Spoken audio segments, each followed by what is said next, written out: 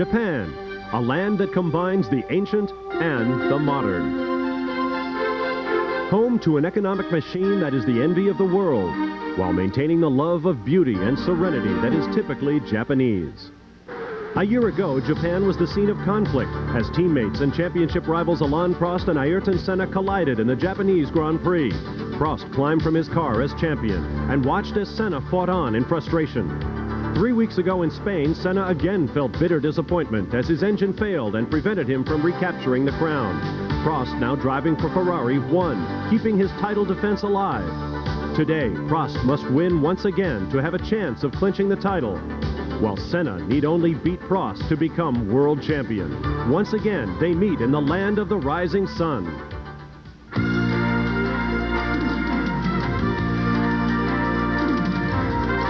ESPN, the world leader in motorsports coverage, presents Speed World. There are 120,000 seats for the Formula One Grand Prix of Japan in Suzuka, and over 350,000 people applied for tickets. Hello everyone, I'm Bob Barsha. It has come down to this. Coming into round 15 of 16 in the World Championship, Ayrton Senna leads Alain Prost by 9 points. A victory by Senna would clinch the World Championship. McLaren Honda can also clinch the Constructors' Championships today. With that, let's take a look at the way they'll line up for this race. On the pole for the 51st time in his career, Ayrton Senna of Brazil in the McLaren Honda. Next to him on the front row, the man he must beat to win the World Championship, Alain Prost of France in the Ferrari. On row number 2, Nigel Mansell in the second Ferrari, the fastest man in the warm-up by 1/10 of a second over his teammate. Next to him, Gerhard Berger of Austria in the second McLaren Honda, fastest in Friday qualifying. On row 3, Terry Boutsen of Belgium in the Williams Renault, who can catch Mansell for 4th place in points today. Next to him, Nelson Piquet of Brazil with a strong qualifying run in the Benetton Ford. Jean Alesi was to have started inside row 4, but he is injured and will not start. Instead, Riccardo Patrese of Italy will have the Williams Renault alongside Roberto Moreno sitting in for Sandro Nannini in the Benetton. Row 5 will be Aguri Suzuki of Japan and the LaRousse running in front of his home fans, next to the Minardi of Pierluigi Martini of Italy. On row 6, to the inside, Derek Warwick of Great Britain in one of his final appearances in the Lotus Lamborghini. Next to him, Ivan Capelli of Italy in the Leighton House. On row 7, Satoru Nakajima of Japan, making a run in front of the home crowd in the Tyrrell, next to the Lotus of Johnny Herbert, sitting in for fellow Englishman Martin Donnelly. Row 8 will be Maurizio Gugelmin of Brazil in the Leighton House, next to the LaRousse Lamborghini of Eric Bernard of France. Row 9 will be Nicola Dorini of Italy, next to countrymen Emanuele Pirro, Aliger, and Dallara. Row 10 will be Gianni Morbidelli of Italy, sitting in with the Minardi team for Paolo Barilla, next to Philippe Alliot of France in the Ligier. On row 11, all Brabham, Stefano Modena of Italy, before he moves on to the Tyrrell team for 91, next to Australian David Brabham. All Footwork Arrows on row 12, Alex Caffi and fellow Italian Michele Alvaretto. And on row 13, Andrea De Cesaris of Italy in the Dallara. For the 3rd race in a row, only 25 cars rather than 26 will start. Those who missed the cut include Olivier Briard, Gabriele Tarquini, Yannick Dalmas, and Bertrand Gachot. Only 30 cars on hand here in Japan, therefore no Friday morning pre-qualifying. It's a beautiful day for a race here in Japan. Temperature in the high 70s with a 12-mile-an-hour wind blowing in the drivers' faces on the front straightaway. It should be a great afternoon. ESPN Speed World coverage of the Formula One Grand Prix of Japan is brought to you by Acura Automobiles. Experience precision-crafted performance. By Budgetel Inns, the first to deliver a free continental breakfast to your room. By Quaker State, the Big Q is one tough motor oil. And by Alpine Car Audio Systems and your authorized Alpine dealer. Alpine, standard equipment in every Lamborghini made. We'll be back to be joined by David Hobbs and John Bizignano and turn them loose in the climactic 15th race of the Formula One season, the Grand Prix of Japan. Welcome back to the Suzuka International Racing Circuit, where the field is rolling off in anticipation of the green light. Right now, let's get down to John Bizignano for final comments on last-minute preparations to these cars before we get underway. John? The story down in the pit lane and on the grid is one of tension. With the World Championship up for grabs, everyone is extremely tense. Ayrton Senna actually walked out of the drivers' meeting today. He thinks that the pole position should be on the left-hand side of the grid, not on the right. He thinks it's more safe. The teams, McLaren and Ferrari, they're A-OK. They hardly touched their cars after warm-up. Motor changes on Alboreto, Capelli, Piquet, Boutsen, and Brabham. Modena is in the T car. Jean Alesi won't be taking the green flag because of an injury to his neck after an accident on Friday. All right, thank you, John. David, you drove this Suzuka circuit in a World Sports Car Championship race back in April. Your impressions? Well, Alesi may have hurt his neck in an accident the other day, but it is just a neck stretcher at the best of times, this track. 19 corners in 3.6 miles. A lot of elevation change, as you can see here, and it has some of the longest corners in Grand Prix racing, which put tremendous load on the car, on the tyres, and on the humans sitting in that car. It's very good fun to drive on. It's a very, very challenging course, but like so many of those courses that look good on paper and in fact do present a challenge to the driver, it's an absolute little pig to pass on. And so yet again, the front row positions and of course that all-important start are going to be so critical today. As John made reference to, Ayrton Senna very upset that he will be starting to the driver's right. He feels that that's the dirty part of the racetrack, that the normal racing line is over on the left. And it's a problem that we've heard him apply himself to several times this year. He always wants that extra edge, and today he did not get it. There you see one of our in-car cameras in the arrows in this case, aboard Alex Caffey's car. We will also have onboard cameras in the McLaren cars, in the LaRousse cars, and as well on the Ferraris. So we should have plenty of onboard pictures to offer you. There you see Ayrton Senna leading the field down as they continue to warm tires. He will pull off to the left of your screen. Alain Prost behind him will pull over to the right. That gives you an idea of just how steep that hill is as they come up over that brow. This is the main uphill straight with this very, very fast top gear left-hand flick. And at the end of that, they go back on the full throttle again and come into this very, very tight chicane, which is the one thing that probably spoils this circuit more than anything. This is where the accident happened last year, and it's very, very tight, narrow, and extremely bumpy. There are so many ironies at this racetrack. This is where Honda develops the Formula One engines that have dominated the series. It was on this racetrack 2 years ago that Ayrton Senna won his first world championship. And on this racetrack last year, he lost it to Alain Prost under the most controversial circumstances. And of course, perhaps most ironic of all, Sandro Nannini, the man who won this race after that Senna-Prost collision last year, is not here. After suffering serious injuries, he is in a hospital, non-racing injuries, I should point out. He is in a hospital in Italy, and his place has been taken by Roberto Moreno. Benetton hoping to repeat as defending winners in this race. There is Senna. There is Prost, the two protagonists in the drama to come. And as has become a tradition, we will let you call the first lap of this Grand Prix race as the cars begin to file into their positions. On the left, the dirty line is Senna with Mansell just behind him. On the right will be Prost with Gerhard Berger right behind him.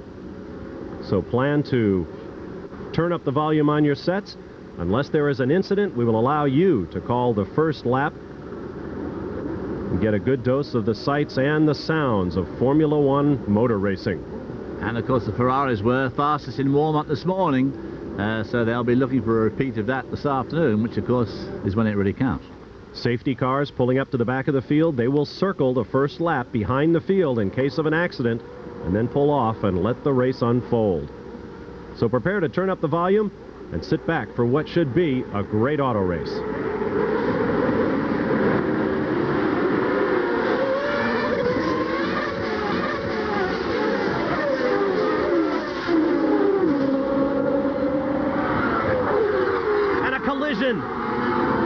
Senna has been hit. Alain Prost and Ayrton Senna have come together again, and they are both off the racetrack. This is unbelievable. Last year, the last lap of Japan. This year, first corner, first lap. The two top men in Formula One racing at the moment run into each other, take each other out of the race. This championship is going to go down to the final event in Adelaide. No, I'm afraid it will not, David. By not scoring points, Senna has won. Ayrton Senna has won the World Championship. And what an irony to top all the ironies in this race. Last year, the collision gave the championship to Prost. This year, a collision between the same two men gives the title to Senna. I just cannot believe it. Oh, and what a disappointment it must be for this incredible crowd of Japanese fans. and for all the Formula One fans around the world who wanted to see these two men duke it out. There is your leader at this moment, Gerhard Berger. So just not to mislead you, Ayrton Senna is the new world champion as a result of that first lap crash. We don't know yet whether we're going to see a red flag. We haven't seen any yet, so it looks as if the race is going to continue. No indication there from the flag stand. Our pictures being provided by Fuji TV, who are also the sponsors of this race. The second Benetton today being driven by Roberto Marino, who in fact qualified 9th yesterday afternoon. A sterling effort in only his first time. Here we see the start again. Senna to the left, Prost to the right. Prost cleanly takes the start, but watch Senna juke to the left of your screen, tries to take Prost at the first corner. I thought they were going to make it, but it was just too close. The rear wing comes off the Ferrari, the nose comes off the McLaren, and the two great... And now Berger is off. This is live action, and Berger has gone off. Berger's gone off at the same place. He's just a little bit past. This is turn 2 here. Berger's gone off on that, and he's stuck and out of the race as well. There you see the other two cars in the top left-hand picture. What a black day for McLaren. Ron Dennis, owner and manager of McLaren, will just be wondering what on earth has happened. The drivers have been complaining to a man this weekend that this racetrack is very slick. And if I were one of those corner workers, I'd keep a sharp eye out at that corner there on the outside of that corner. That could be very dangerous. Mansell here under real pressure from Nelson Piquet in the Benetton Ford. And Roberto Marino hanging right in there. Poor old Roberto, hardly qualified for any races this year, driving his Euro-Brun with the poor accident that happened to poor old Nannini. Given his chance in the Benetton at the moment, doing extremely well with it. It is Mansell, Piquet, Moreno, and then one of the Williams cars. In fact, which one of those Benettons is in second place? There were many concerns about Moreno's fitness for completing a Grand Prix distance. Driving for Cologne a year ago, and this year with Eurobrun, he has not made many fields, and he has not driven a complete race in several years. Yeah, that is Piquet second, then Moreno, then Boutsen, then Patrese, Derek Warwick in the Lotus. That might be Johnny Herbert. At this point, our electronic timing and scoring system is not functioning, so we'll identify the cars as best we can by picking out driver helmets. Mansell again in the Ferrari opens up a bit of a lead now as he crosses the start-finish line. And then a great train of cars led by the Benettons, the Williams cars. There goes a Lotus doing really well. We don't expect to see a Lotus running that high. The track has been extremely slippery all weekend, and Friday saw many incidents, including one that happened to Jean Alesi. Jean Alesi is not running in the field today. He's perfectly okay, but he just got a severely tweaked leg in this accident on Friday. Didn't qualify yesterday afternoon, and is not running today. His neck bothering him as well. There you see on the left Steve Nichols, the American chief engineer for Ferrari. On the right was Cesare Fiorio, who runs the team. Mansell, Piquet, Moreno, Boutsen, Patrese, and Derek Warwick. As Alain Prost and Ayrton Senna walk back to the pits, and over 1,000 media members who will want to know what happened at that first corner. We'll be back in a moment. Welcome back. The Grand Prix of Japan here on ESPN. It began with the most towering irony as Alain Prost and Ayrton Senna collided at the very first corner, the same racetrack where they collided a year ago to decide the World Championship. And once again, they have decided it. Last year, Alain Prost won on the crash. This year, the title has swung back to Ayrton Senna. But it is not the way I think any Formula One fan would have wanted it to happen. Gerhard Berger took over the lead of McLaren, and then he swept off the racetrack into the dirt. Right now, Nigel Mansell right there in the number 2 red Ferrari leads the race, followed by the Benetton of Nelson Piquet, the 3-time world champion, and Roberto Moreno, the Brazilian, sitting in with the Benetton team for the injured Sandro Nannini. One of the questions that's going to be asked by the Benetton team this afternoon, as you've already mentioned, is will Moreno be able to take a whole race here? I can tell you from my own experience early on this year that this is an extremely tough track. Moreno has had very little race experience this year, not to his own fault, and he's going to find this going here gets extremely tough after about 25 or 30 laps. He's going to find it very hard. He's done a lot of testing, mind you, this year for Benetton, but even so, you know, 60-odd laps here, absolutely flat out all the way. It's going to be very hard work. There goes Nelson Piquet in that V8-powered Benetton, a Ford V8, riding behind Nelson Piquet's helmet. And running very well at this point. This is a horsepower racetrack. The V10s and V12s should be the engines of choice. As you see, Ayrton Senna, the new world champion, walking back.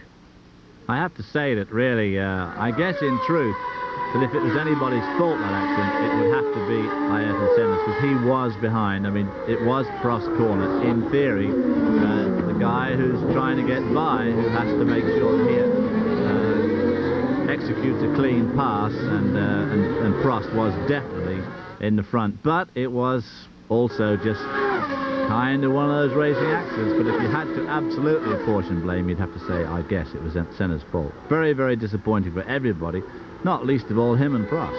Can you tell us what happened on the first lap, Ayrton? Well, unfortunately, we touched in the first corner when we were fighting for the lead, and we both went off.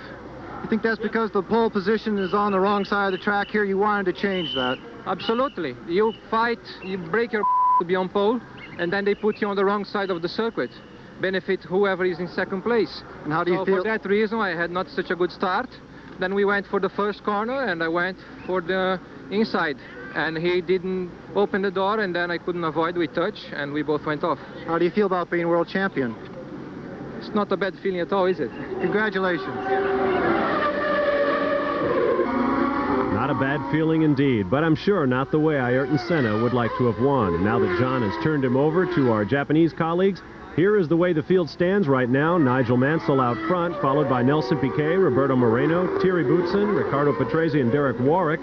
Aguri Suzuki running well in front of the home folks, followed by Johnny Herbert in the Lotus, Satoru Nakajima, also a son of Land of the Rising Sun, driving well, Pierluigi Martini, Eric Bernard, Maurizio Gugelmin, Gianni Morbidelli, Nicola Larini, Alex Caffey, Ivan Capelli, Andrea De Cesaris, Philippe Ayot, Michele Alboreto, and David Brabham, also listed as Gregor Wojtek. Alboreto and Caffey, by the way, have re-signed for Arrows next year, the footwork Arrows, and of course they'll have the new V12 Porsche engine, which is here in Suzuka, in a chassis, but of course is not being driven today. There we see Thierry Boutsen in the leading Williams Renault. Of course, he next year is moving to Ligier and will be using a V12 Lamborghini engine for 1 year, and then in 1992 they're going to get the Renault, and Renault very much wanted Boutsen to drive. But with the Nannini incident last week, it's believed that Boutsen's been doing a bit of secret talking to the Benetton people, and in fact apparently was seen climbing out of the back window of their cabin here in the pits at Suzuka. Come on, Thierry, climbing out the back window, for pity's sake. Be a man, walk out the front door.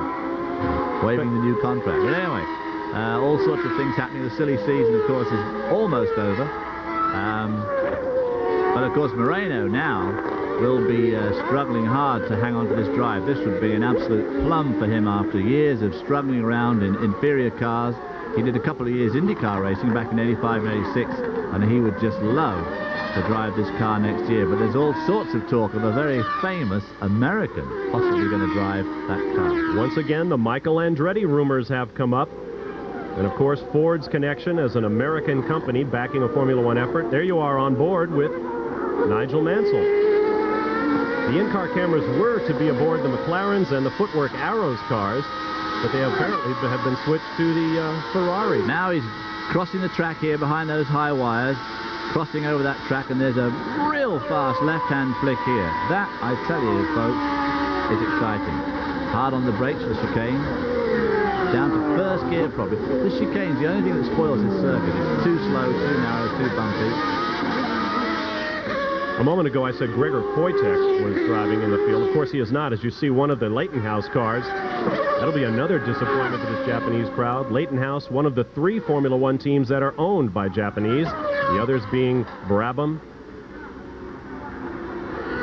That was Gugelmin's car, the number 15 car. So another one that slipped off on this track. You can see, in fact, from watching Nigel, that the track is pretty slippery. That car of his is moving around a lot.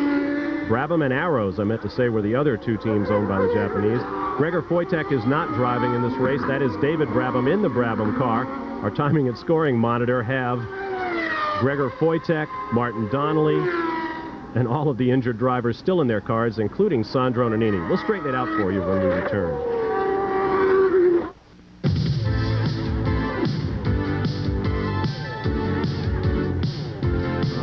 That is the most difficult question, because there isn't one. You know, without a designer, you have nothing. Without a decent engine, you have nothing. Without money, i.e. sponsor, you have nothing. And at the end of the day, if you don't have a driver, you have nothing. The more we go, and more the competition is very high, and more you need to have everything good in a same team. And one thing you forgot is ambience. I tell you, the ambience, motivation comes because of the good ambience. Not only the motivation of the drivers, but also from mechanics, people working in the team, and also a lot of people working in the factory. For me, I think the most important is not to have political fights and frictions within the team. It has to be well organized with a leader. To win, you have to have everything. Nothing is more important than another one. I don't think there's any particular element which is more important than the other. You've just got to have the whole package. You've got to have the car, the engine, the team, and then the driver. So if all those are together and they're working well, then you'll be successful. If one's bad, then you're not going to be that good. I'll leave it to Nelson Piquet, the three-time world champion with the Benetton team, to put things in perspective. You simply have to have everything. Nigel Mansell, your leader in the Ferrari, followed by Nelson Piquet, Roberto Moreno, Thierry Boutsen, and Riccardo Patrese. Aguri Suzuki running well. Derek Warwick, Johnny Herbert, Satoru Nakajima, and Eric Bernard. Johnny Herbert, another man who was severely injured. That must be Capelli in there in the other Leighton House car. Not a good day for that team. Gujimin already out of the race in the sand. The Benettons hanging on very, very well here. There's Roberto Moreno. Man of the hour. Roberto Moreno driving that V8 Benetton Ford ahead of the Renault V10-powered Williams cars. Thierry Boutsen right there. Supposedly headed for the Ligier team next year with Lamborghini power, to be followed by Renault engines in 1992, if we can believe the stories we're being told. And of course, since we saw you last in Spain, Nigel Mansell the very next day, just to preempt us, of course, signed to drive instead of Thierry for Williams. And Nigel Mansell is absolutely convinced that the Williams with the Renault V10 engine is the race winner. Well, we'll find out next year in the hands of all nine. A lot of people think that Thierry and Riccardo Patrese just can't quite win Grand Prix, although, of course, obviously Thierry Boutsen has won 3. But we'll see next year with Nigel Mansell back in the car. Renault keep doing more and more work on the engine. It's undoubtedly a very powerful engine, but like they've all just said, those drivers, the package has got to be right. Everything's got to be just right to win these Formula 1 races. Under the bridge they go, the only figure-8 circuit on the Formula 1 Tour, Suzuka. About a 3-hour train ride from Tokyo, Japan, assuming the first couple of hours are spent on the legendary Shinkansen, the bullet train. Went home on that last year, and I tell you what, that was a trip and a half. We could do with a few of those over here. New York, Washington, Philadelphia, Pittsburgh, that sort of run. You just can't beat transport like that bullet train. Absolutely incredible. Comfort, quiet, and fast. About London, Birmingham, Manchester. Yeah, that'd be a neat idea too. That'd suit me just fine, thanks. Nigel Mansell widening his lead over Nelson Piquet. I don't mind telling you, the frustration is enormous. We expected a great battle for the World Championship between Prost and Senna as you ride with Nigel Mansell through the chicane, the slowest part of this racetrack. This is a very fast downhill corner. You pick up speed all the way through here, but the road swerves, come past the pits, back up to about 190 miles an hour down here, into the area where Prost and Senna had their going together. Lifts a bit, go to this fast right-hand sweep, then hard on the brakes where Berger went off. Now start the S's. The road here just moves all the time, which we're not finally going to see. Well, we'll watch him from outside the number 2 Ferrari. Difficult to overtake. Now he comes into this last right-hander, probably takes that in 3rd or 4th, and then accelerates all the way up to the gearbox as he goes round this long, long rising. Very much steeper incline than it looks on the screen here. He's going uphill quite hard there. Gets to the top, flattens off here, does that right-hand flick, and now he's starting to go downhill. This is a pretty important corner, under the bridge. 3.3 seconds in fact in front of Piquet at the moment. This is a racetrack with bittersweet memories for this man, Nigel Mansell. It was here just 3 years ago that he crashed in a Williams with Honda power and thereby lost any shot at winning his first World Championship. It went instead to his teammate, Nelson Piquet. Crashes have decided more than one World Championship, not just the two between Alain Prost and Ayrton Senna, here in Suzuka. Have to be a bit careful of your tyres here, because as you probably observed, most of the corners here are pretty long. Now he's coming to the end of this long, very fast uphill straight. This real quick flick. Hard back on it again as he comes up to the chicane. And again, very hard on the brakes. As you can see, the bumps going into the chicane. And all this place takes a lot of toll on the tyres. And you've got those two very long left-hand high-speed corners. And the right front really takes a bit of a pasting here, especially on a day like today when it's, you know, nearly 80 degrees. Nigel Mansell continues to widen his lead for Ferrari. Nelson Piquet, Roberto Moreno, Thierry Boutsen, and Riccardo Patrese follow.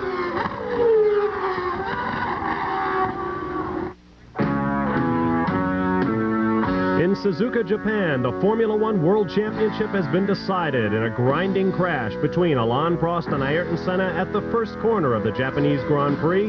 But there is another major racing championship yet to be decided this year, the Winston Cup Championship. Tonight at 8 p.m. Eastern Time, 5 p.m. Pacific, you can see the AC Delco 500 beginning the final 3 races of the 1990 Winston Cup season. Mark Martin is closing in on the title. He leads 3-time champion Dale Earnhardt by 49 points. It should be a great race. Tonight, the AC Delco 500 from North Carolina Motor Speedway in Rockingham, 8 p.m. Eastern, 5 p.m. Pacific Time. Bob Barsha and David Hobbs with you at Suzuka, Japan. John Bizignano is trackside. Your leader is Nigel Mansell. After the 2 contenders for the 1990 World Championship crashed out at the first corner, Gerhard Berger took over the lead and spun off the racetrack. Both McLarens are out. Nigel Mansell leads, followed by this man, Nelson Piquet, in the multicolored Benetton Ford. The gap between Piquet and Marino is only 1.5 seconds, which says an awful lot for Marino's driving, I think. Roberto Moreno once again sitting in for Sandro Nannini, who is nursing microsurgery to reattach his severed right forearm in a hospital in Italy. The news has been remarkably good. They have restored circulation to Sandro Nannini's arm. It remains to be seen whether he will ever drive a Formula One car again. But at this point, it appears that he will lead a normal life even if he doesn't race again. His sister, who's a very famous Italian pop star, says that the world does not know Alessandro and that he will drive a car. She says he's crazy, but she's absolutely convinced he will drive again. If anybody wants to write to Nannini or Martin Donnelly, who's still in hospital in London, if you get a paper and a pencil or a pen handy, we'll give you the addresses later on in the show. There is Nelson Piquet. The Benetton cars carry sponsorship from a racetrack here in Japan known as Autopolis, a $400 million investment to build a racetrack that is truly state-of-the-art. It even includes an art museum in which many of the masterworks that Japanese businessmen have been paying tens of millions of dollars for will be displayed. It will also have an amusement park, hotels, golf courses, and the inside tip is that it will be the home of the Japanese Grand Prix in years to come. Probably not all that many years to come either, but I think this makes a fabulous track here. It certainly is good fun to drive on. It's, well, everything's close to everything here in Japan because there really is non-stop housing, as you know quite well. It's wall-to-wall people and houses, very crowded. Because the island is so mountainous, the areas where you can live are relatively sparse, actually, so it's very, very packed in tight here, so nothing's very far from anywhere, and they've got great public transport here. Nigel Mansell, holder of fastest lap. I wonder what's going through Nigel's mind. I mean, here's a guy who lost a world championship on this track and who has been, I think Nigel would tell you in his own mind, slighted by the Ferrari team this year, who cast their lot behind Alain Prost. Now, I suppose you couldn't really blame Nigel if he's driving along thinking, ha, vengeance is mine. Yeah, this will make another good win for Nigel, and we'll slip him up in the points, too, because He's had a pretty lackluster year so far. Had very, very bad luck to start with this year. Just everything kept going wrong with his car, and nothing went wrong with Prost. Of course, before you could say knife, Prost had 4 wins, and Nigel had hardly had a finish. But he's had a strong finish to the end of the year. And if he gets 9 points today, that will in fact put him equal to Gerhard Berger on 40, and he could still take 3rd place in the World Championship, which, considering how he was just a few weeks back, is pretty good. There's one of the LaRousse cars, a Guri Suzuki. And there you see the telemetry installed on that car to give you some idea of how fast they're going in kilometers per hour, multiply times 0.6. And you'll get a rough idea of miles per hour. We were to have telemetry all through the race, of course, from the McLaren Hondas, specially set up by the Honda people. Boy, I tell you what, I just can't imagine what Honda are thinking of this, because this Suzuka circuit, as you go out of the gates, it's in an industrial city. Suzuka is an industrial city, and most of the industry there is Honda factory. I mean, it is all Honda factories around this racetrack. I would think that 50% of the crowd at least are Honda employees, and they must be just madder than heck along that far straight uphill. I'm glad to hear he's backing off there. Ivan Capelli back in with the Leighton House car. As Nigel Mansell approaches the chicane, spins the wheels a bit, getting through that corner. It's a bumpy little swerve of the chicane, and it's too tight, and it's very bumpy anyway, and it's very, very difficult to get through. The track itself pretty bumpy as you watch Nigel Mansell come towards you. It looks like Manuel Pirro out. Pirro out on the Dallara. Here's another look at what happened to him. Once again, the first corner strikes again. It's a very difficult combination, this, because you go into that very fast right-hander and you're braking to take the much slower right-hander that's coming up, and he's into that same sand trap as Berger, Prost, and Senna. Ayrton Senna are this afternoon, so he's in there with the greats. This has certainly been an expensive Japanese Grand Prix. A lot of bent race cars. Philippe Ayot bent 2 all by himself. A lot of people spun on Friday and Saturday. Mansell spun, Senna spun and got stuck in the stand trap on Friday. Alio had 2 crashes on Friday and Saturday. Alesi had the big crash on Friday and didn't go out again. Pirro had a big crash at the same place as Alio and hurt himself a little bit. So, yes, it's been a very, very eventful and extremely, as you say, expensive weekend. And some teams may be short of race cars. They don't have their spares with them. And with Australia just 2 weeks away, some people are going to be on tippy toes when we get to Adelaide.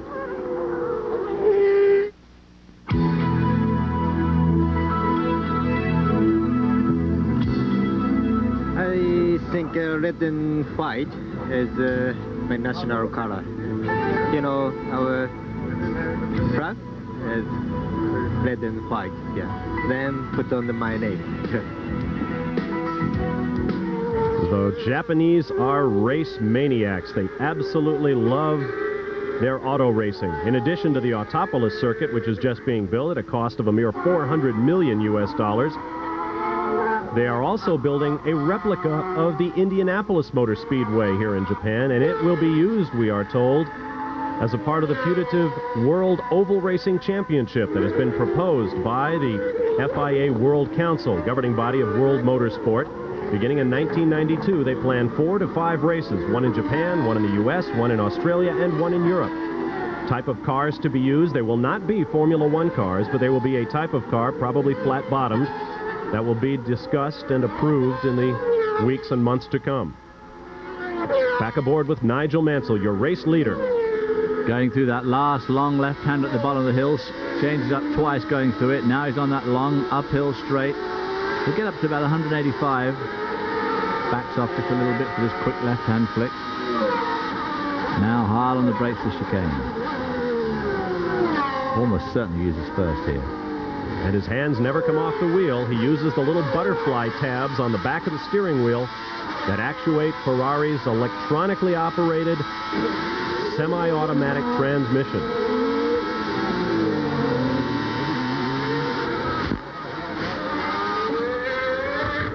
Back to Aguri Suzuki. Your leader is Nigel Mansell, followed by Nelson Piquet, Roberto Moreno, Terry Boutsen, Ricardo Patrese, Aguri Suzuki, Derek Warwick, Suzuki is on a tremendous roll. He's actually winding in Riccardo Patrese, so that's going to give the Japanese crowd here absolutely on their feet. Here are the cars out of the race at this point. Senna and Prost deciding the championship in Senna's favor. Gerhard Berger went out just 2 laps later. David Brabham is out, and Stefano Modena. Tough day for the Brabham team. And also, we think Gugelmin's out, don't we? Yeah, Gugelmin is out. We saw his Leighton house by the side of the road. Nigel Mansell has reset fast lap at 123.179 miles per hour. The distinctive note of that 12-cylinder Ferrari. I'm afraid we don't have our normal access to the onboard cameras, so we won't be able to bring them as often to you as we would like. But we'll see them anytime the Fuji TV people who are providing the world feed take us aboard. There is but one onboard camera still in the race, unfortunately, and it is riding with this man, race leader Nigel Mansell. It's a pity because we had such great in-car work from Spain. A lot of our fans were so pleased with that, and it was great. Flame out there from the old Ferrari. Tremendous flames on the overrun as he goes through the chicane there. No flames as he goes down the main straight, and a fairly healthy lead now. Just pulling out a pretty substantial lead over the two Benettons, which in a way is what you'd expect. But the Benettons certainly do handle extremely well, and this is a handling track.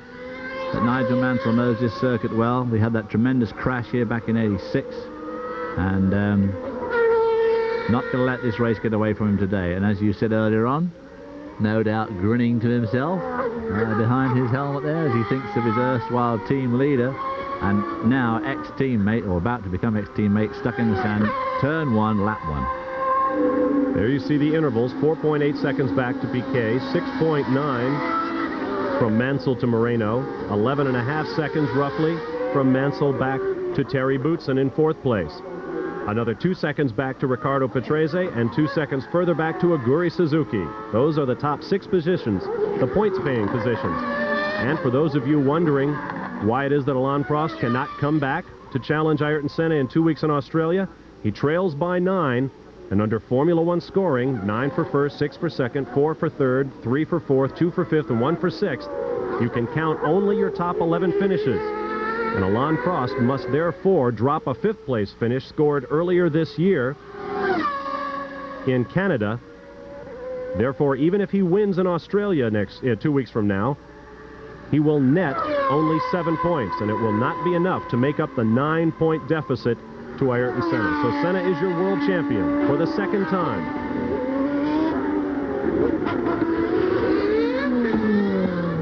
Speaking of world champions, Nelson Piquet circulates in 2nd position, 4.8 seconds behind your leader. And this is an interesting leaderboard. Derek Warwick, Johnny Herbert, Satoru Nakajima, and Eric Renard. Haven't seen much of them up there this year. 18 laps complete of a scheduled 53 here in the Grand Prix of Japan. Bob Varsha and David Hobbs with you. In 2 weeks' time, the final event of the 1990 season, the Grand Prix of Australia from beautiful Adelaide at 8:30 a.m. Eastern Time, Sunday, November 4th. So be with us for the final race in what has been an eventful World Championship in 1990. And there you see Satoru Nakajima in his Tyrrell, closing in on Johnny Herbert in the Lotus Lamborghini. Lotus in all sorts of trouble at the moment. They've lost their main sponsor. The Camel brand, of course, has gone to Williams and Benetton next year, and they've lost their engine. The Lamborghini engine is going to be pulled from both the Larousse and the Lotus, and is going to be in the Ligier next year. And, of course, the Tyrrell, on the other hand, is going to have a real shot in the arm because they get the same V10 Honda engines that the McLaren have been using for the last 2 years. And McLaren, of course, will go on to the new V12. That is assuming the V12 is a lot better than the V10. And as we haven't heard much about it, sometimes sort of wonder just a bit. That is Pierluigi Martini, isn't it? I believe it is. Or is it Barilla? Same. Oh, no, that's Gianni Morbidelli sitting in for Barilla. Right.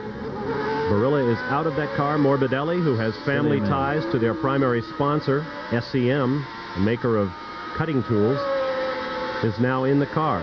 I have been having all kinds of trouble remembering Morbidelli's name all weekend. He is also the reserve driver for Ferrari, so he'll know a great deal about the Ferrari engines that the Minardi team will be using next year. Which is in keeping with your point, David. We have a lot of new engines coming on next year. Tyrrell will get the Honda V10s, the old Hondas, while McLaren has the V12s. Nakajima sliding that car a little bit. The track is obviously extremely slippery. These cars are sliding around, which is just something you don't see an awful lot of in these cars. But he's also going extremely fast. The Ilmor V10 will be, David, will be in the Dallara cars next year. The Porsche V12 will be in the Arrows car. There's going to be some great mechanical combinations next year. A lot of 10 and 12 cylinder engines. So you'll want to be with us March 10th in Phoenix when the 1991 World Championship begins. So we don't know what engine Lotus will use. And we don't know what engines the LaRousse cars will use. The Lola LaRousses, at the moment, everybody is struggling looking for engines. And from what we know about the way Formula One drivers honor their contracts, we really have no idea who's going to be driving anything next year. Exactly, they've all signed, but that doesn't mean a thing. Nigel going into this turn 1. We've seen a lot of incidents there. It may be even slipperier than we think. Turn 2, which tightens up. Let's update our attrition right now. Whoops, we're having a pit stop there for Terry Boutsen. Terry Boutsen right at the head of the pits now that McLaren has moved everything out of the way, comes into his stopping area. All 4 tires coming off the car. They had the very soft C compound on to begin with. Very quick stop, a little bit of a problem with the left rear. Left rear definitely has a problem and struggling. Everyone looking at the left rear now, the guys looking at each other. They've got to get it sorted out for his teammate when he comes by for his pit stop. Nigel Mansell remains the leader. 20 laps now complete. 53. Oh, locks up the left front corner. Maybe his front tires are just starting to go off a bit. If not, that sort of treatment won't help. 5.2 seconds. He's moving away from Piquet, but very, very slowly. Certainly Piquet is not down and out of this race yet. And keep in mind, the Benetton team has been very bold in its tire strategy. They have that V8 car. The car is said to be good handling, very easy on tires. They may be using a very hard compound, and Nelson Piquet may well be planning to run this race without a stop. I'm sure Nigel Mansell is mindful of that, and he knows he has to get at least a 10-second lead before he can even think about pitting. Once again, the attrition figures: Ayrton Senna, Alain Prost, Berger, and Brabham out. Stefano Modena is out. Andrea De Cesaris has parked the Dallara. Gugelmin, one of the Leighton House cars, is out. And Gianni Morbidelli has gone off in one of the Minardis. There you see the gap back to second place. Obviously this long lens shortens it up a good bit, but still, both these Benettons hanging in there extremely well. Of course, especially this one here, Roberto Marino, who really hasn't done a Grand Prix for, I can't remember when he last actually completed a race, but driving so far extremely well this afternoon. I don't think he's completed a Grand Prix race since he returned from the kart IndyCar wars. He raced in IndyCars, I believe, in 85 and 86, and then came back to Formula One. Good dice here. This is Johnny Herbert and Satoru Nakajima going at it. Lotus against Tyrrell. And we have other pit stops coming. The lane's going to get crowded down there. So, John, be ready for a lot of action in the pits, and be careful. Don't forget to look over your shoulder before you step out into the traffic.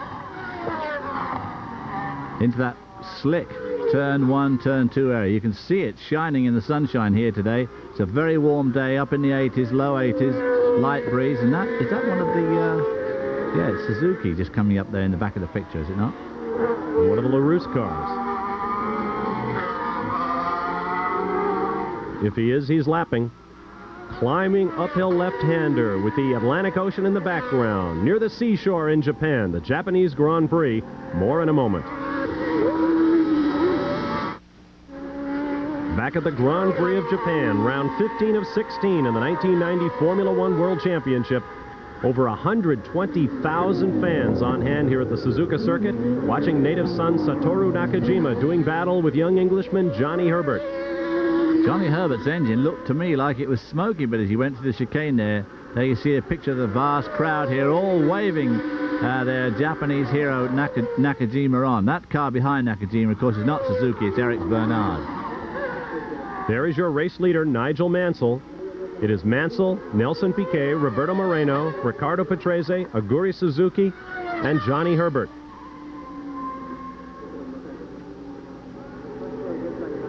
Downhill he comes. Mansell perhaps overworking his tires, trying to pull out enough of a lead to make a stop. We intuit at this point, although I don't see any of the particular shading you see when the tires are starting to blister. Tires look good from our point of view, because our point of view is not quite the same as Nigel's, but they certainly look okay so far. We don't know what compound he's got on there, and he may be taking it steady. Because one of the things that the Benetton has, the advantage has, it has a V8 engine which doesn't have quite the horsepower of the V12, but it carries a lot less fuel at the start, which may go some of the way to explaining why they're so quick right at the start, because their start line weight is a bit less. Pulled out a substantial lead now.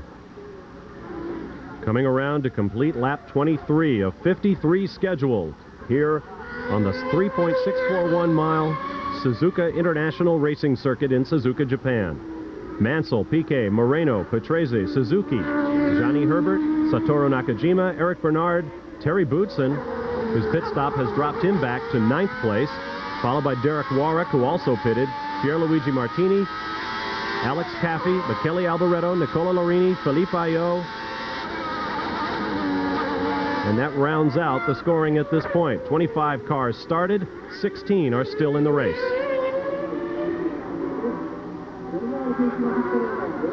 Down that long hill, turn hard on the brakes, this left-hand hairpin. Second slowest corner here, the chicane being the slowest.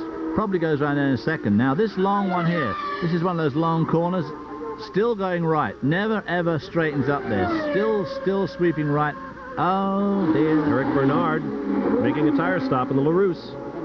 I was thinking of a Suzuka for just a minute. A Suzuki on a Suzuka circuit. Too many Suzukas around here. No doubt he rides a motorcycle of the same name. Looking now for Nelson Piquet. Mansell with a huge lead at this point. Just over 6-second lead now. 7.5 seconds, in fact. Fastest lap, Derek Warwick, 1:46.0. Of course, Derek just got new tyres. We saw him come into the pits. Cars have lost a good amount of their fuel load now. Roberto Marino.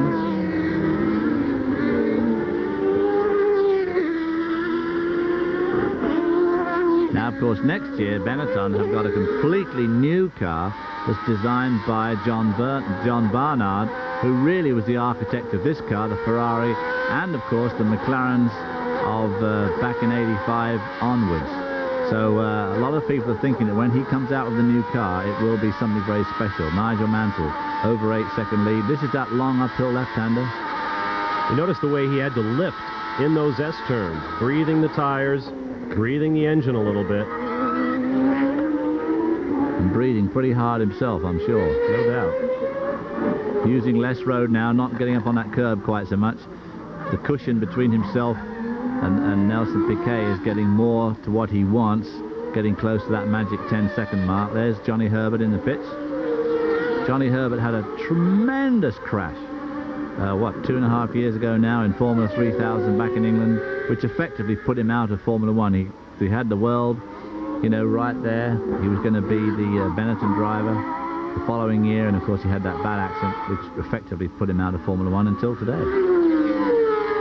Did some races, but Benetton finally had to let him, they said they had to let him go because they didn't think he was fit enough, which he probably wasn't. Finished 4th in Rio in his very first Formula 1 start. The first man since Alain Prost to score in his first Formula 1 start. This is Satoru Nakajima in the blue and white Tyrrell, being overtaken by one of the Williams cars. I believe that's probably Terry Boutsen after stop. I think it's Boutsen making his way back through the field as Nigel Mansell at the same moment flies downhill and across the start-finish line, about to overtake Michele Alboreto in the Arrows. If we get a good look at Michele, it'll be one of the last times that you see an Arrows referred to as an Arrows. Next year, the cars will be named for their sponsor, Footwork, a Japanese real estate concern and package delivery service. They will be known as Footwork Porsches. The new Porsche engine apparently is running well. Here comes Aguri Suzuki for his pit stop with the LaRousse team. And when the Arrows name goes out of use for the team, it'll be something of the end of an era. Arrows, of course, was a name conjured up by combining the initials of the team's founders, Alan Reese, Jackie Oliver, Dave Waz, and Tony Southgate, back in 1978. The new Porsche engine, an 80-degree V12 with a unique drive system. As you see Nakajima pitting now, the Tyrrell boys going to work. Good stop. Very good stop for Nakajima. That'll help a lot today with a lot of the pit stops coming up. Now, of course, when is our Nige going to stop? My point about the Porsche is that it's 4 overhead camshafts and other auxiliary power, and indeed the power to the transmission come not from the front or the back of the engine, but from the middle. That'll be something to see next March in Phoenix. Nigel Mansell is your leader. Pit stops continue here at Suzuka. The Grand Prix of Japan is being dominated by a Ferrari. More in a moment. Back in Japan, the leader is pitting. This is Nigel Mansell. Nigel Mansell coming into a stopping area with the Ferrari, leading this race. He's had a terrible season. He's had one victory. He's looking for a second one here. Very close out. Very good. 6.5 seconds by the Ferrari boys. And a gearbox problem down the pit lane. But he's got a problem. Mansell has a problem. The engine is apparently gone, and he cannot restart it. Oh, more drama from Suzuka, Japan. Nigel Mansell, who took over the lead after Gerhard Berger went off, who took over the lead after Ayrton Senna and Alain Prost collided at the first corner, has no fire in the back of the Ferrari. When he left the pits, you could hear it bouncing off the rev limiter, and it just suddenly quit. I don't know whether it's broken a drive shaft or perhaps a throttle linkage or something. Nigel's had trouble with the throttle earlier this year. In fact, in Spain 2 weeks ago, he said his throttle was sticking.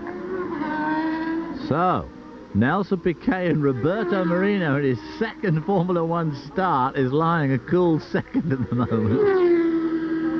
I don't believe it, he said. I could just hear the conversation that's going on with himself in that helmet. There is Cesare Fiorio, the team manager for Ferrari, who took Lancias to the World Rally Championship year after year, and then took over the Ferrari team this year. Nigel Mansell sits dejectedly in the pit lane. But one man's ceiling is another man's floor. To the heights now goes Nelson Piquet. Only the second time this year he has led a Grand Prix. The first was just 2 weeks ago in Spain when he overtaxed his tires and went off the racetrack after leading 2 laps. It is only the third time this year that a V8-powered car has led a Formula One race. The other being Jean Alesi way back in March at Phoenix. And it's far too early to say yet, but of course it'll be unbelievably ironic if he should win this race, considering that his teammate Nannini, who is languishing unfortunately in a hospital in Florence. Oh, here we see the pit stop of Nigel.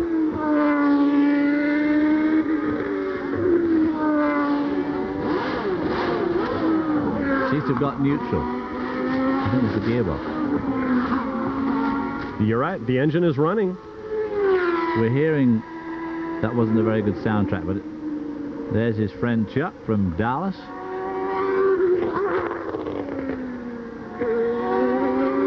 And Nelson Piquet has taken the lead. I think you're right, David. I think it was a gearbox because it was revving, and you could see his fingers working those little toggle switches on the back of the steering wheel that the Ferrari drivers use to shift gears. And so we came in expecting a battle for the World Championship. Instead, the Big Four, Prost, Senna, Berger, and Mansell are out. The Benetton of Nelson Piquet leads the race. A bad moment back here for someone in replay. I think that's one of the LaRousse cars. And I can't tell from here who it is. Oh, wow! What was all that about? Of course, again, with the long lens, it might not be as bad as it looked to us, but it still didn't look a very smart move. I believe he parked it, and I believe that was... Well, I can't make out. It was either Aguri Suzuki or Eric Bernard. I think it was Bernard, because I think this is Suzuki. Get a close look at that helmet. That's Aguri Suzuki, so Bernard is out. And boy, you can bet the Japanese fans are breathing a sigh of relief. Their man is still in it. And in fact, Aguri Suzuki is now running in 4th position. This would be his best Formula One finish ever. And Nakajima's running in 7th. So all he needs is somebody else to have a bit of a hiccup, and he'll be up into the point scorers, and we'll have 2 Japanese drivers in the points, or in a points scoring position. So no doubt from now on we'll be seeing a lot of Suzuki, so get used to his car. The crowd now waving him on. The order is Piquet by 3.6 seconds over teammate Roberto Moreno. Riccardo Patrese 10 seconds out of the lead. Aguri Suzuki right there has now set fast lap at 124.8 miles an hour, and that is certainly another feather in his cap. He is 34 seconds off the lead. Terry Boutsen is just behind him in the Williams. But of course, interestingly enough, Patrese has yet to stop in the other Williams, who is in front of Patrese, in front of Suzuki. So one assumes that as Thierry had to stop, that Patrese will have to stop. But of course, we don't know what tyre choice Patrese made. He may have gone for the hard tyres as well. The LaRousse team, one of 6, with heavy sponsorship from Japanese interest. Title they share with Tyrrell and McLaren, among others. We'll be back to Japan. Welcome back to an enormously entertaining and different Grand Prix of Japan. Coming up later, NFL Game Day, NFL Prime Time. The first and last word for your football Sundays here on ESPN. The hour-long Emmy Award-winning Game Day is first to hit the field at noon Eastern Time. Hosted by Chris Berman. Join Chris, Pete Axthelm, Tom Jackson, Fred Edelstein, Joe Theismann, and all the gang. NFL Game Day at noon Eastern and NFL Prime Time, wrapping up the day at 7 p.m. Eastern Time. Every Sunday here on ESPN. We have another onboard camera. This is Alex Caffey in the Footwork Arrows.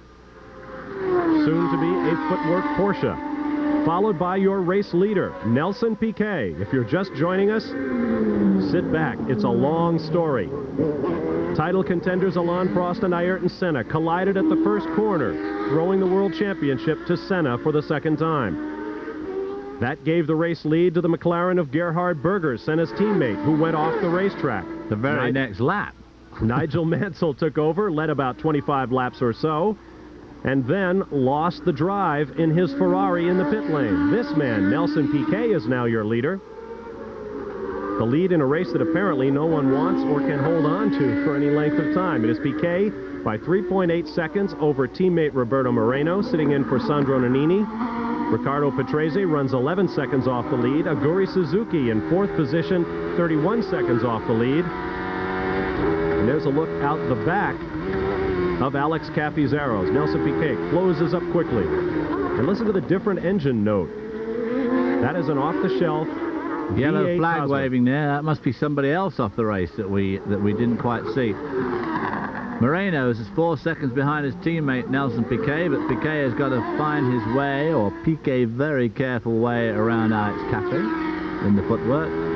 But of course Moreno will have to do that. Not making much ground on Alex Caffey at the moment. Alex Caffey also in a V8, of course.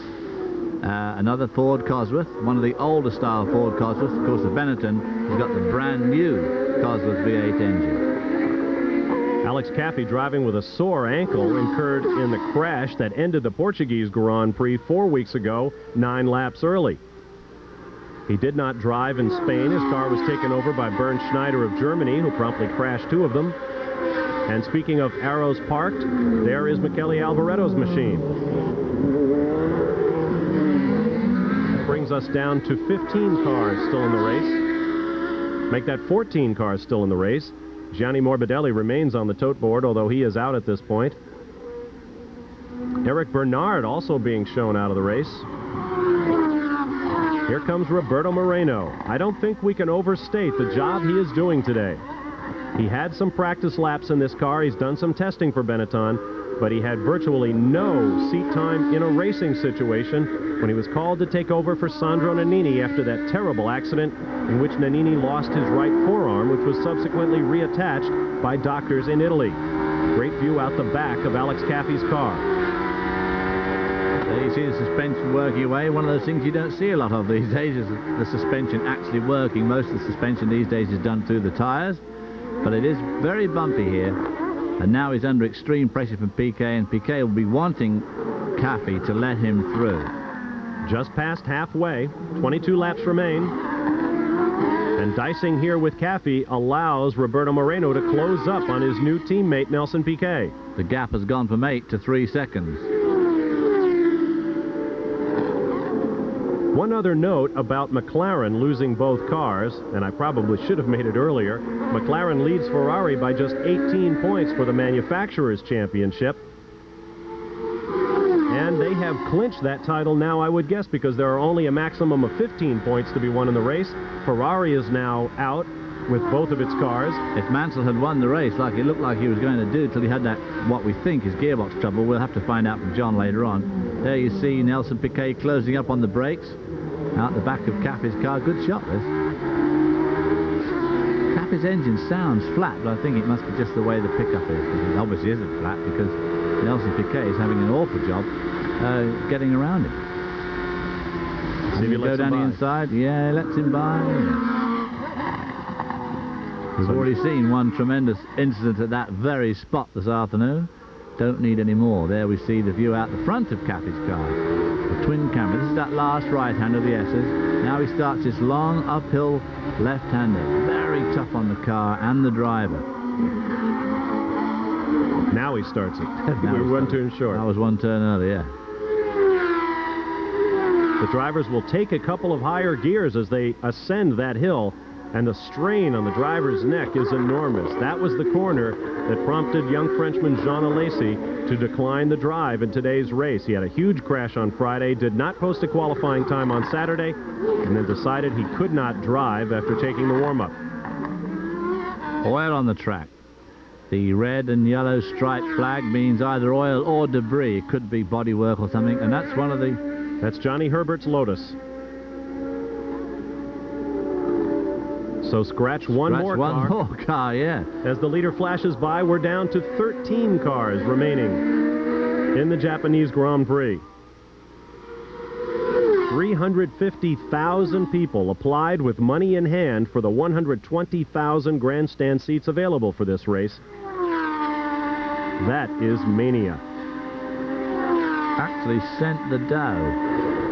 Didn't get the seat. I assume they had the dough back, and now they're all crammed all over the hills and in the standing room only areas here. It's a good viewing circuit, this. If you want to hoop it around a bit, you can go to a lot of this circuit and see a lot of different corners. There we see Marino still well and truly in the picture, but he of course has got to get past Alex Caffey now, like his team did. At this point, Moreno is circulating with about an 8-second lead on Riccardo Patrese, and I'll bet he is just delighted to be there. But he has closed down the gap a little bit to his teammate Nelson Piquet. I wonder if he would dare to try to throw a pass on Piquet when he got there. We'll find out after a quick timeout. Aguri Suzuki, the darling of this big Japanese crowd, runs in 4th position, pursued by Thierry Boutsen.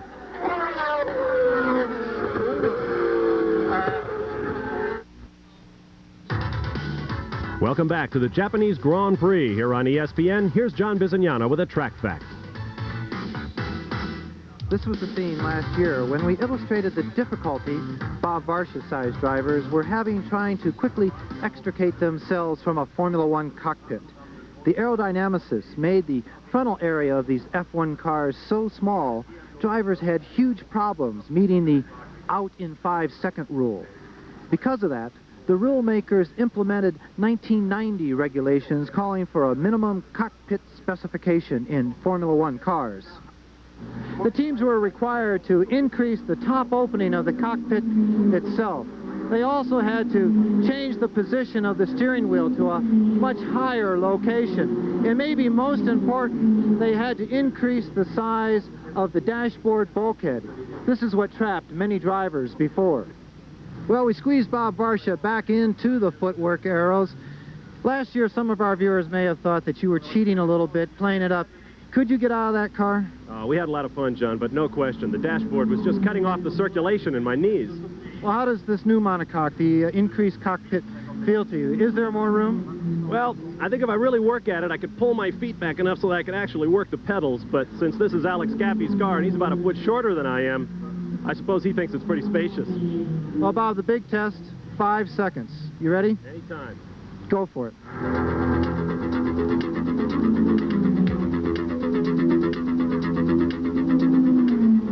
1:02.7, Bob. You're on your way to a brilliant Formula One career. I'd love to tell Alex to keep the keys out of my sight, but I think I'll wait till he add about another foot to the foot box at the front end. Well, in Formula One, sometimes bigger is better.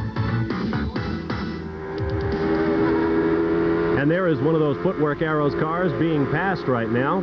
There is Satoru Nakajima, who, along with teammate Aguri Suzuki, is just delighting a huge crowd here at Suzuka, Japan. A look out the front of Cappy's car at Roberto Moreno in the Benetton, proceeding into the distance. And, of course, apropos of the track fact, FISA have been making a lot of statements about rule changes that are coming up for 91. There's going to be rule changes. The wings are going to be reduced in size, and the rear wing is going to have less overhang than before. And for 1992, they're at last going to address a problem that people like Eddie Cheever and myself have always had and complained about. And the internal dimensions of the cockpits are finally going to be made to suit the average driver. Because there's no way, when you look at people like Roberto Moreno and, of course, Alan Prost, that they are what you could call an average-sized person. Nakajima takes Derek Warwick right in front of the main stand, causing an absolute eruption here at Suzuka. And that will put Satoru Nakajima into 6th place. The two Japanese drivers in the field are now in the points. And look at the size of that crowd. And look at it go. I think you're taking the lead. Like Nigel Mansell in Great Britain and Alain Prost in France, Satoru Nakajima is being born on the good wishes of his countrymen. Many times a national Formula 3000 champion, Satoru Nakajima, at age 36, is surely in the twilight of his career, certainly in Formula One, if not in racing altogether. And a good performance here today might just be the highlight. A pretty brave pass, that, because Derek had blocked the inside line going down the main front straight there, had moved to his right, and Nakajima thought, well, I'm in front of the crowd, I'm going to have a go down the outside. And to his credit, Derek Warwick did not try to recut him off. There's Patrese coming in, and this, of course, is going to elevate Suzuki up into third place. Spot. Stick around, folks. We're going to show you a leaderboard you haven't seen all year long. We could have a Japanese winner yet. Oh, he's got a problem. No, still a good stop, though. 8.49 seconds for the Williams team. There is Aguri Suzuki now running in... Well, we think he was about 18 seconds behind, which probably was enough time in that pit stop. I think he probably, yeah, by the sound of the crowd, I'd say he definitely has taken over I the spot. think it was more like 15, and to get the car into the pits, do an 8.5-second pit stop and get it back out. Most certainly, Aguri Suzuki is now in 3rd place.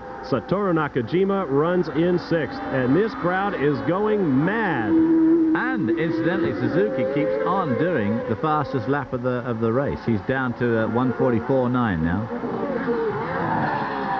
125.57 mile an hour average for Aguri Suzuki. And he, too, no doubt, can hear the cheers of these tens of thousands, over 100,000 of his countrymen, right through the helmet and over the shriek from that Lamborghini V12 engine. Well, he's only got to find about another 3/4 of a second, and he could set a new track record here. But watch out for Patrese to pick up speed now. He's got his new tires on the Williams Renault. With 36 laps complete of 53 scheduled, 17 laps remain. It is Nelson Piquet and Roberto Moreno in a Benetton 1-2. Make that 37 laps now as the leader crosses the start-finish line. Piquet, Moreno, Patrese, Suzuki. Make that Suzuki, Patrese, Boutsen, Nakajima, Larini, Martini, Caffey, and Alio.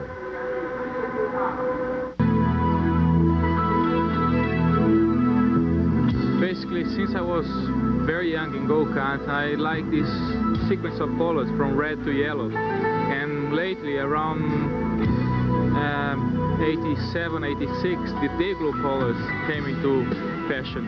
And we just made that particular day-glow colors, and the design itself is very old. Since 78, I had this sort of shape following the visor, and that's just something that I dream one day. Well, somebody needs to tell Maurizio Guglielmin the day-glow is out again, but it is an attractive helmet. Nelson Piquet is your leader. Half a world away, Sandro Nannini lies on a hospital bed.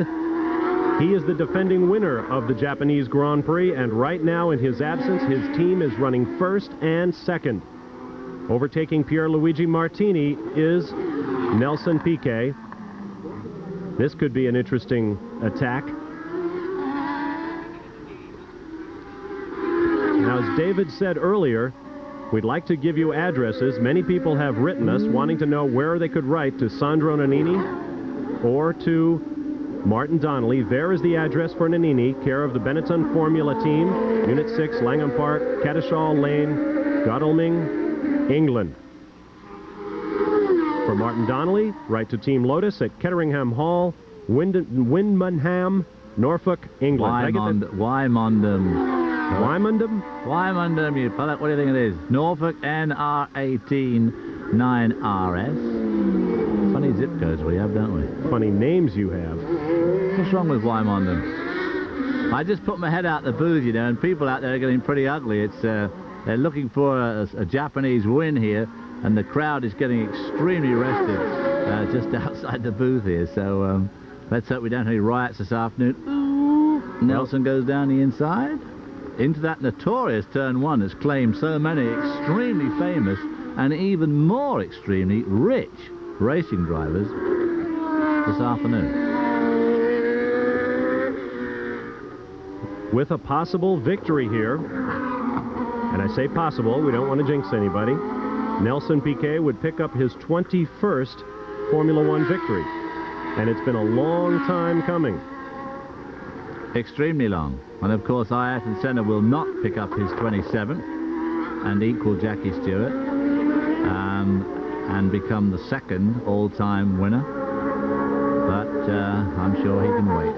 Aguri Suzuki lapping in 3rd place. Your order is Piquet and Moreno in Benettons, Aguri Suzuki in the Larousse, Riccardo Patrese, Terry Boutsen, and Derek Warwick has parked his Lotus.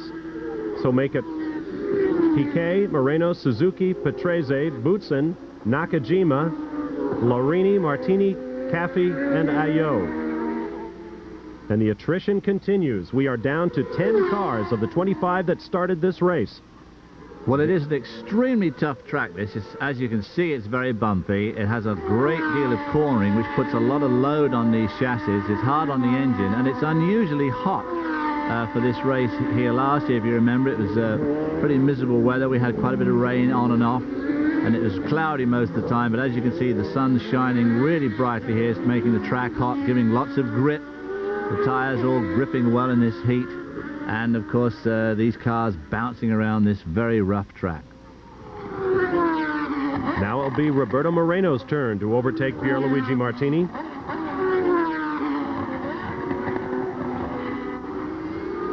Cars getting few and far between on a 3.6-mile racetrack with only 10 cars remaining in the race. It's hard to find somebody to watch. But you won't get any complaints from this Japanese crowd. 2 of their native sons are running in the points. That is Aguri Suzuki.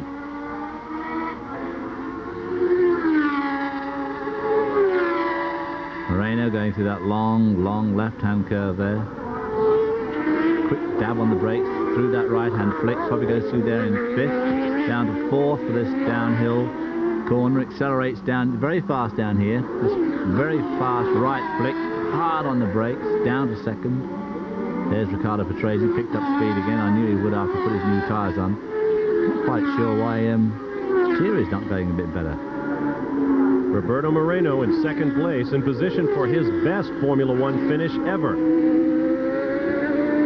Other than this race, his previous best, 6th in Australia in 1987. And ironically, his new teammate Nelson Piquet's last victory in Formula One also was in 1987 in Italy at Monza, driving the Williams Honda.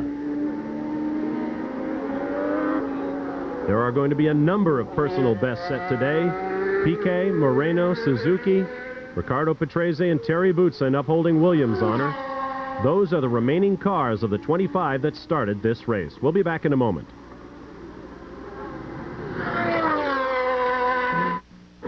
Aguri Suzuki circulates in the Larousse in front of an adoring crowd at the Grand Prix of Japan. Coming up later today here on ESPN, another series in which the championship has been clinched as the kart Indy cars finish their season at the Champion Sparkplug 300 at Laguna Seca Raceway in Monterey, California, live this afternoon at 3 p.m. Eastern Time. Al Unser Jr., of course, has clinched that title, but there are plenty of seats to be decided for next year and a lot of money and a lot of pride at stake on one of the most beautiful racetracks in the country. 3 p.m. live here on ESPN today, the kart Indy cars. Here in Japan, we have had an exceptionally interesting race.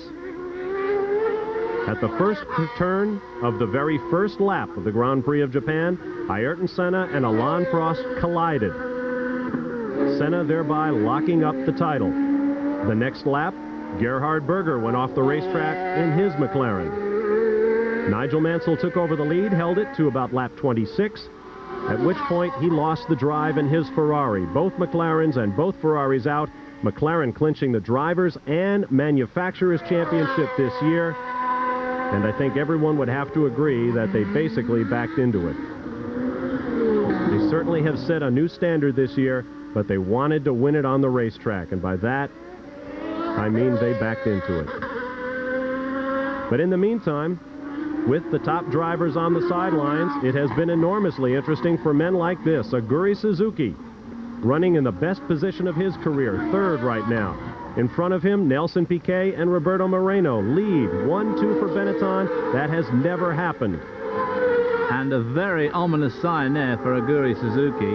At the bottom of his pit board, showing his position and his speed, was a sign that said fuel. Now they're getting information in the pits through their telemetry, and they know exactly how much fuel he's used and how much he's got left. And the V12 Lamborghini has been a bit heavy on fuel this year, but most circuits, well, no one in fact this year has run out of petrol. No one's run out of gas this year. Of course, they don't even use gas anymore, they use chemical in these cars, but it looks like he could be running a bit low on fuel. Don't ignore your roots, pal. Petrol. In fact, among the regulations that David talked about earlier, less overhang for the wings, smaller front wings and so forth, flat bottoms, and cockpit sizes, so many of the rules will be changing for the construction of these cars in the next couple of years. The FIA, which runs Formula One racing around the world, also wants to have a word with the fuel manufacturers, Elf, Shell, Ajip, the fuel companies that provide the exotic brews used in these cars. And they are very exotic. They are reformulated for the engines from racetrack to racetrack.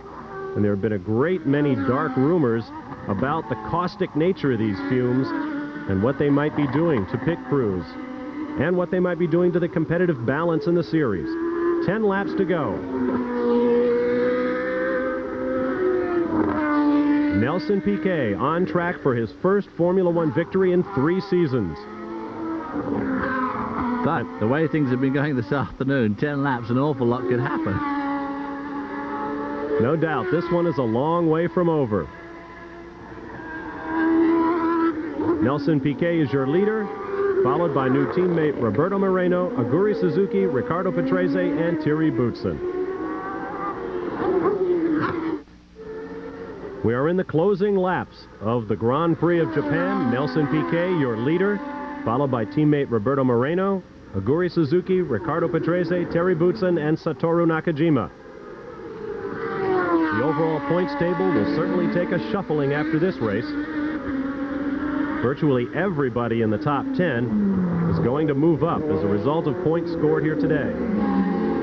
Well, not everybody in the top 10. Not everybody in the top 10. Only the top 6, since they're the only ones that will get points. It has been a long weekend.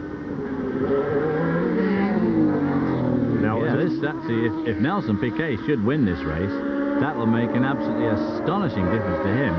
Crank him right up to 35 points, which will drop into a cool 4th spot ahead of Nigel Mansell. Notice that percentage mark. That is throttle position. Right now, Aguri Suzuki, via the telemetry set up by Fuji Television, is all the way on or off the throttle. Off right through here, braking hard. Getting back on it now. Back to 100%, right off it again. Gives you some idea of the little minuet that goes on with the driver's right foot. And we believe that Aguri Suzuki has a fuel problem. We saw his pit board warning him to watch his fuel meter. Keeps it all the way to the floor right there. At this point, he is running in third place with a 12-second lead over fourth place Riccardo Patrese. That has come down by 1 second in the last 2 laps. So in addition to watching his fuel meter, he's got to keep another eye on his rearview mirrors and another eye on the racetrack and another eye on his pit board. What he really needs is a couple more eyes, which would be a big help. And a couple of liters of fuel for that Lamborghini V12 engine.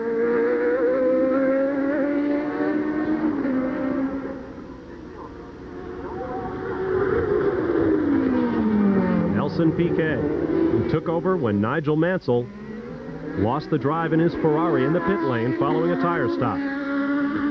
That's Nicola Larini behind him in the Ligier. Nicola Larini almost certainly will be driving for Ligier next year, which will have the Lamborghini engine. I beg to differ. I have news. Ah, you have news. Nicola Larini will head up a new team in Formula One next year to be called Modena Lamborghini. Just what we need, another team. Well, we've lost a couple, I would guess. We don't know whether the Monteverdi team will be back, or Eurobrunn, or Coloni, none of which are here this weekend. The Life team apparently has shut down, but Eddie Jordan Racing will join Formula One next year, and Modena Lamborghini. Jordan has not signed his drivers, although I suppose he has a few resumes on his desk at this point. And then, of course, the year after that, Reynard, who makes so many Formula 3000 and Formula 3 cars, are going to join the Formula 1 fray. Moreno picked up just a little bit of time on his leader there, 6.6 seconds behind now from 8 seconds back. So he's still going well. I was just a bit doubtful whether he'd be able to maintain that pace all afternoon here. A lot of people here were just a bit skeptical of whether he'd be able to keep it up, but he certainly has. And in fact, Suzuki now is only nearly 15 seconds behind Moreno. I wonder if Suzuki's have a bit of a problem with his fuel, he's going to find it hard to cut that gap down. The gap from Suzuki back to fourth place Riccardo Patrese remains at 12 seconds, so Patrese not closing in perceptibly at this point. Assuming Suzuki is using his fuel wisely, the cars ahead of him are V8-powered Benetton Fords, so they will be lighter on fuel, but they may have put less in the cars as a result of needing less to go this 53 race lap distance. There are a great many driver changes and new mechanical combinations in Formula One on tap for Phoenix next March. 2 weeks from now, join us for the Australian Grand Prix, and we'll try to bring you up to date on all of them. There will be some new faces. Eric Comas, the International Formula 3000 champion from France, will be joining Thierry Boutsen at Ligier, assuming that's where Boutsen stays. We have heard rumors that Boutsen is talking about the Benetton seat that it would appear Sandro Nannini will not return to next year. But there is a great deal still to be decided, a lot of open seats, and lots of new car and engine combinations. It's going to be a great 1991 in Formula One, and we hope you'll be with it. But first, we have to finish this year. We'll be back in a moment to do that. Coming up in 2 weeks' time at 8:30 a.m. Eastern Time, the Grand Prix of Australia, final event of the 1990 World Championship. Ayrton Senna is the 1990 champion, all things being equal, and no disqualifications erupting from the action we've seen here today in the Grand Prix of Japan. McLaren, it would appear, are the team champions for 1990. And someone is running around on that racetrack with a broken exhaust header, it sounds like. There is Aguri Suzuki running in third position. It is Piquet, Moreno, Suzuki, Patrese, Boutsen, Nakajima, Larini, Martini, Caffi, and Ayo. Here, Suzuki goes through that chicane as he bounces over the curb. You can hear the engine note, boop, boop, boop, boop. Very, very bumpy through those. Crowd still waving frantically as Suzuki and Nakajima go past the crowded grandstands here. Absolutely capacity crowd here at Suzuka on this wonderful afternoon. 80-odd degrees. You see on those long shots, it's pretty smoggy around here. This is a very industrialized part of Japan. Lots of people, lots of factories, and lots of cars. And so smog is a very serious problem out here. The Japanese, of course, are legendary for their work habits, but I think there'll probably be a few red eyes, maybe a headache or two in offices tomorrow. There could be a heck of a celebration tonight here in Suzuka, with 2 Japanese drivers running in the points. In fact, the top 6 cars, all points earners in this race, are the only cars remaining on the lead lap. Satoru Nakajima about 35 seconds away from possibly being lapped by this man, Nelson Piquet. His last victory came at Monza in 1987. Since then, he saw lots of lean times when the Honda engines went away from Williams. He went with them to Lotus. And then when the Honda engines left Lotus, he stayed there and drove with Judd V8 power, and of course was never truly a contender for a race victory. And then came to Benetton to embark on the project of building up the Ford V8 engines into contenders. And now he will follow on the heels of his injured teammate Sandro Nannini, it would appear, and claim victory in the Grand Prix of Japan. A bit of an ominous line appearing on the outside of his right front tire, but I don't think it's a problem, because after he'd changed his tires, he'd pretty well used a lot of his fuel up, so it shouldn't be too much of a problem from now on. That long left-hander, as they exit this corner, they're right about here. They're doing almost 300 kilometers an hour, which is about a cool 180 odd miles an hour before they go into that right-hand flick. Pretty quick to exit a left-hander out.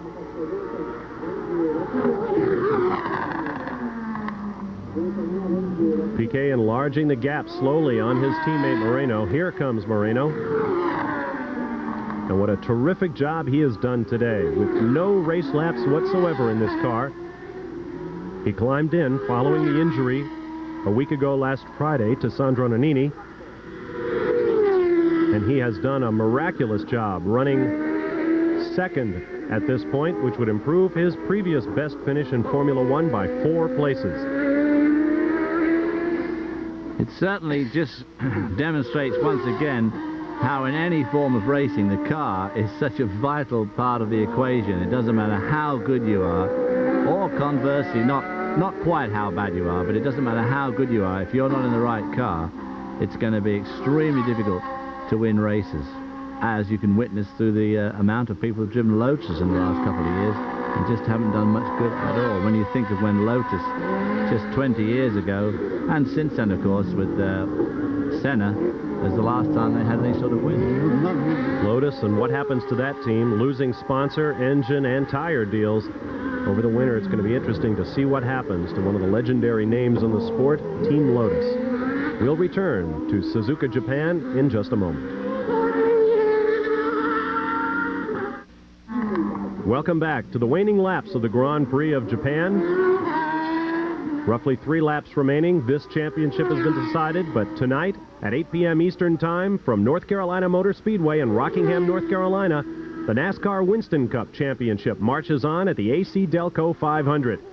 Join Bob Jenkins, Ned Jarrett, Benny Parsons, and the gang for all the action from North Carolina Motor Speedway, The Rock, at 8 p.m. Eastern Time tonight here on ESPN. Mark Martin and Dale Earnhardt getting after it. Martin going for his first Winston Cup championship in just 3 years.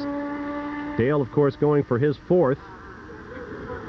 But to win one in that short a time would be truly miraculous for Martin. He leads by 49 points coming in, and I'll be watching that one, you can be sure. Well, it'll be pretty miraculous, too, for the Jack Roush racing team. When you think Jack Roush has won just about everything there is to be won in racing, has a fantastic team together in GTO, Trans Am, all sorts of sedan car type of racing. But to take on the NASCAR boys and win on their own circuit in such a relatively short time is a pretty staggering achievement. Mind you, like this race here, it hasn't been won yet, but things are looking good. Less than 3 laps to go for race leader Nelson Piquet. Took Junior Johnson, I believe, 11 seasons to win his first Winston Cup championship. Took Richard Childress, Dale Earnhardt's car owner, 16 seasons. So Jack Roush can do it in 3. That would be quite an achievement. I think it would be a tremendous achievement, considering how much more competitive it all is now than when the other people were starting. But even so, it's a good achievement, and even if he doesn't win it, it'll be a fantastic effort to have come so close. And of course, Ford running on a bit of a high at the moment, because this car here's got the new Ford V8 engine in it. As does this one. There they are, first and second. So they'll be, Marino locking up his left front there. Pretty easy to do there, because you're swinging right, and as you turn left, the weight goes off the left front, and it's pretty easy to lock it up, as that's a very slow corner. This one, on the other hand, is extremely fast. Double and triple right-hander. And of course, at the end of it, you turn into another double left-hander, going up through at least 2 gears as you exit that corner. And very important to get this corner right, because as you can see, it's followed by this long uphill straight, so it's important to maintain as much momentum out of that left-hander absolutely as possible. Suzuki going through the same corner now from same corner up the hill. The V12 Lamborghini rushing up there at about 190 odd miles an hour. That is assuming he's not going to run out of fuel. The easy, see, they're giving him the easy sign. He's got 11 seconds, and they're obviously getting very worried about his fuel situation. He is 14 seconds behind second place Roberto Moreno and 11 seconds up on Riccardo Patrese, so Aguri Suzuki is in pretty good situation right. Well, their signal then was ignoring the guy in front of him. They're going to ignore Moreno, and they just want to keep him informed on who's behind him, and he just got to go as easy as he possibly can without letting that gap get too dangerous. If he's like Ayrton Senna, he'll cross the line about half a second in front of the guy behind him. That car you see in the background is Pierluigi Martini in a Minardi. He has lapped. The car that Suzuki would be concerned about is Riccardo Patrese in the Williams. And the V10 Williams, the Renault engine in the Williams, the V10, certainly has not shown any propensity to be an excessive user of fuel this year. I believe it's Martini's car that's making such an awful sound. Sounds like a broken exhaust header. Here comes Aguri Suzuki.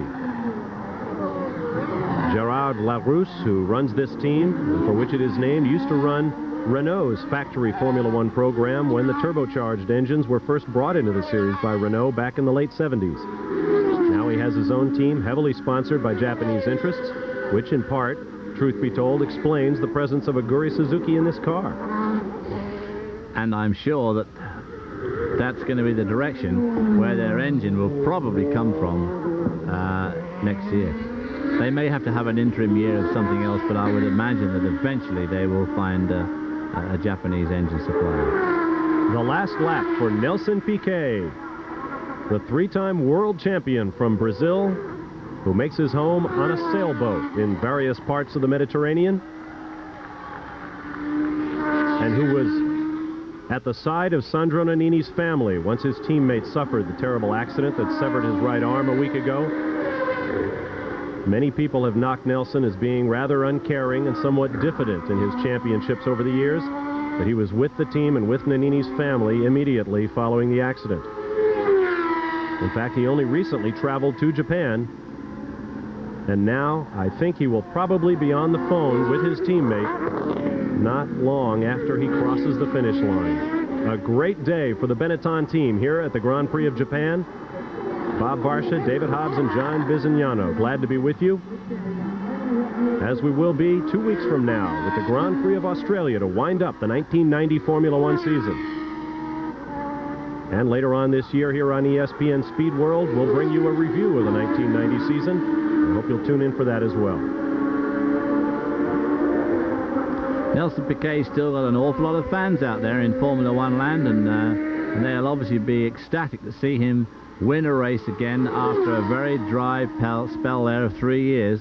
But Nelson Piquet is a 3-time world champion, has won an awful lot of races in his career, and I think there's still life in the old dog yet, as they say. And apart from else, he's got to keep the payments up on that boat you and I were looking at down at Bandol Harbour. The boat with a helicopter on the back, that is. It's not just a boat, folks. Coming up to the start-finish line in his case.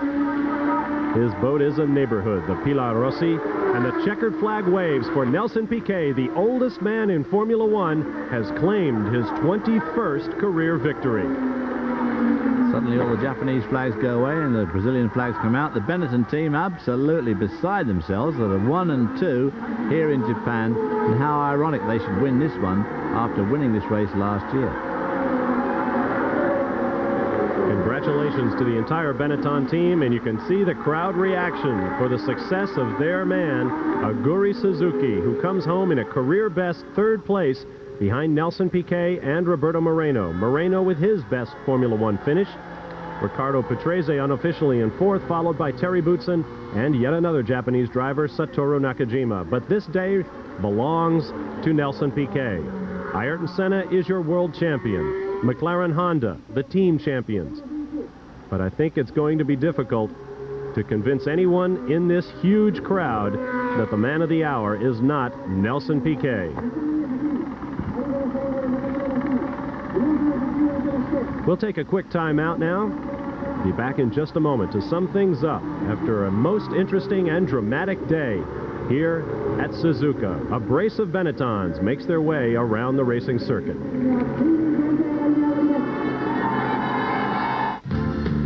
We're used to seeing the flag of Brazil wave above Formula One racetracks around the world, but not under these circumstances. Instead of world champion Ayrton Senna, it will wave for the winner of the Japanese Grand Prix, Nelson Piquet.